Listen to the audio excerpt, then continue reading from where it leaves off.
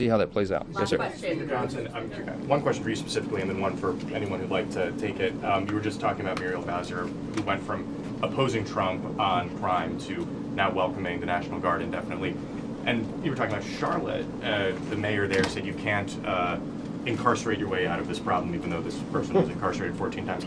I'm curious if you have a number or a thought on how many Americans and refugees will need to be murdered before Democrats want to perhaps work with President Trump. And then my second question for anyone, as we were all driving in, walking in here, Israel struck Qatar to take out Hamas leadership.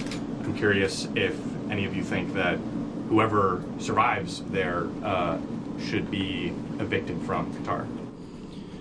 I don't know anything about that development. That's news to me. I've been a little busy the last couple hours, but we'll have to see how that plays out. I mean, look. I was in Israel myself a few weeks ago in early August. It's a very dangerous time there, and they have enemies encamped around them, and they're trying to bring that to a peace as well.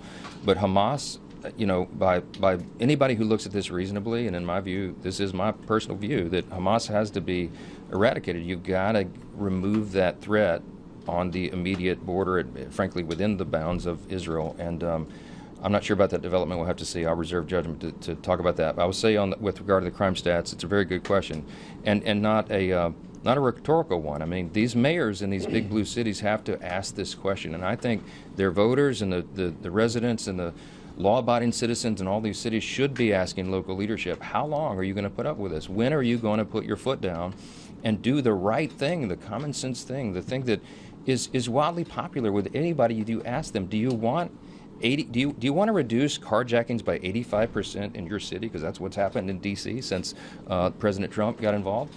Everybody will look at you and say, of course, right? Do you want to reduce robberies by 25 to 30%, which is what's happening in D.C.? Of course. I mean, murders are down dramatically. It makes a big difference. It's quality of life. We live in the greatest nation in the history of the world. We have the greatest capital in all of the world.